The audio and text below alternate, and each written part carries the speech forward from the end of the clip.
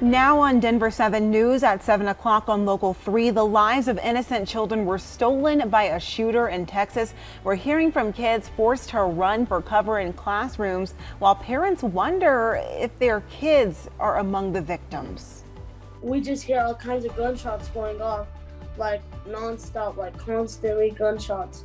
And then we're over here all scared on the ground, fearing for our lives. I'm just confused and worried. I'm trying to find out where my baby's at. And on Capitol Hill, lawmakers are acknowledging that this keeps happening. The question is, will they take action? We are seeing way too many of these. We have another Sandy Hook on our hands. What are we doing? This morning, our team is learning more about the lives lost and how Colorado leaders are continuing the work in hopes of preventing this from happening again. Thanks for staying with us here on Local 3. I'm Nicole Brady. And I'm Jessica Crawford. Let's get over to Lisa now with a first look outside.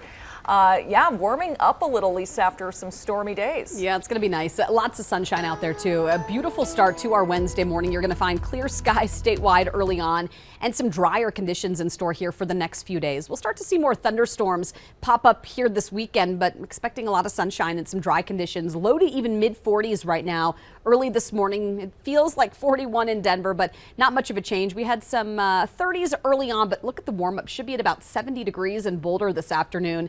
Evergreen, low 60s, Parker 66, and in Keensburg 73. So upper 60s to low 70s, more 50s for the mountains today.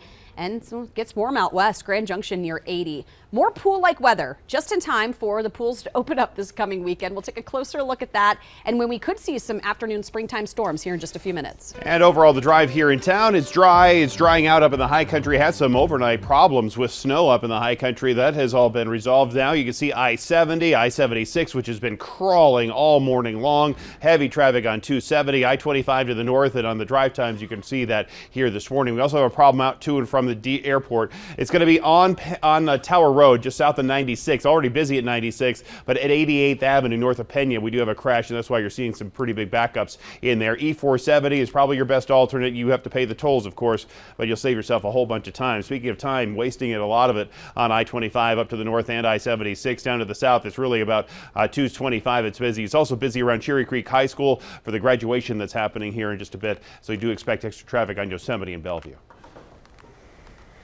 It's a scene we never want to see, but we've been seeing it too much in this country. At least 19 children and 2 teachers died in a shooting at Robb Elementary School in Uvalde, Texas. And it came at what was supposed to be a joyous time, the end of the school year. Now the district there says the last 2 days have been canceled and they're offering grief counseling. And of course, this is being felt all around the country, including Colorado. This is our state capital where Governor Polis has ordered flags to be lowered today in memory of the victims. This morning, we're learning more about these precious victims. Here is 10-year-old Amerie Jo Garcia. She had just celebrated her birthday 2 weeks ago. That was according to her dad Angel, who's in this photo holding her. He released a statement saying, "My little love is now flying high with the angels above. Please do not take a second for granted. Hug your family. Tell them I love you. I love you, Amerie Jo." And here's a picture of 4th grader Xavier Lopez. His family says his mom had just attended an award ceremony for him. This was hours before the shooting. She did not know that it would be the last time that she'd see him. New this hour, we can report a 3rd child has been identified as 8-year-old Uzziah Garcia. His family released this photo to the Associated Press. His grandpa said he was the sweetest little boy that he'd ever known. Ava Mireles was a 4th grade teacher at Robb Elementary. She'd been with the district for about 17 years. She's leaving behind a loving and supportive family, including a daughter who's in college. She had a zest for life, saying on the school's website that she loved running and hiking. Here's a look at one of the vigils that took place yesterday to remember the many shooting victims. Residents in Uvalde gathered last night. They formed a big circle and they said prayers for these victims. One woman there says that she helped kids evacuate after the shooting. There was 2 classrooms that I was able to help out. The shooting started and the kids started to run everywhere. They didn't know where to go, and I was able to take kids into the funeral home because it's nearby Robb. And when I was able to help out some people, some kids. And overnight, leaders across the world condemning the violence, including the president of Ukraine. The Pope said that his heart is broken over this shooting. The latest violence in Texas is the second deadliest school shooting in the U.S. This is only behind Sandy Hook back in 2012. Officials are still working to learn more about the gunman. What we know so far is that he was killed by law enforcement inside the school. Within the last hour, law enforcement in Texas confirmed he had turned 18 just last week, and he bought the guns on Sunday, and they were legal purchases. Now, this may be a photo of the weapons. This photo was posted on an Instagram account connected to the shooter. It was posted just 3 days before the shooting. We're also learning that the shooter barricaded himself inside one classroom in the school and that all of the victims were in the same fourth grade classroom. Speaking from the White House, President Joe Biden has called on lawmakers to do something to prevent more kids from dying and witnessing shootings in schools. Why are we willing to live with this carnage? Why do we keep letting this happen? Where in God's name is our backbone to have the courage to deal with it and stand up to the lobbies? It's time to turn this pain into action for every parent, for every citizen in this country. We have to make it clear to every elected official in this country, it's time to act. As we have seen before, his request unlikely to come to fruition. Lawmakers in the House have passed new gun laws, but they wouldn't survive the Senate. In response to the shooting, the Texas Attorney General called for teachers to be armed. In light of what happened, we do want to share there will be additional police presence around Casey Middle School in Boulder today and tomorrow. In a letter to parents, the school's principal wrote there was a social media threat involving a student. It reportedly focused on the last day of school, which is Thursday. Again, there will be additional police. And we know Colorado has seen the horrors of mass shootings from Columbine to Aurora to Boulder. For decades now, leaders have tried to find answers to prevent this violence. Veronica Costa continues our coverage. Veronica, one of the most important things they say that anyone can do right now is speak up if they know something. And that's exactly what this group is trying to help with. This Lakewood group, it specializes in targeted violence prevention. Mass shootings happen so frequently in the U.S. The members of the group have dedicated their entire lives to trying to stop them. We're talking about Nicoletti Flatter Associates. This is a Lakewood-based group. It's able to do this with the help of some federal grant money. Dr. Rachel Nielsen and other members of the group, they've been able to teach first responders, educators, and mental health providers across our state about the warning signs that oftentimes come before one of these violent attacks.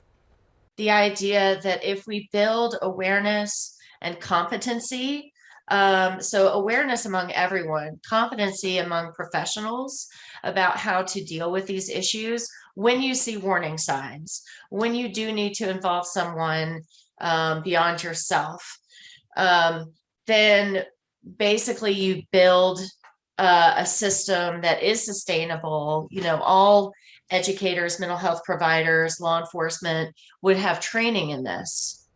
And Colorado has also used other tools for years now, tools like the Safe to Tell program. This is a program that allows students, parents, even community members to report threats and concerns, and that can be done completely anonymously. In an interview with Denver 7, Attorney General Phil Weiser urged that program's continuous use. What we've learned again and again is when someone makes a threat that they're going to go into a school and shoot people, we can't ignore it. And just yesterday, Attorney General Phil Weiser, he was at a Golden High School speaking with students and staff about a new program there, encouraging students to seek out those mental health resources. Weiser said he and his office plan to continue encouraging these exact kind of programs and hope they help prevent some acts of violence. In studio, I'm Veronica Costa, Denver 7. Thank you, Veronica. We're all processing what happened in different ways right now, but we want to offer some help.